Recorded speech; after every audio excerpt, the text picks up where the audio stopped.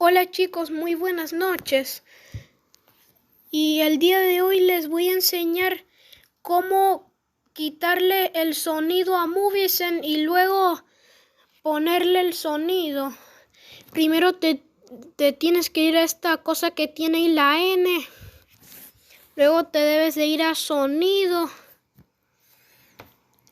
Y ahí debes de aplastar habilitado. Pero ahí dice el ajuste no se puede cambiar durante la grabación.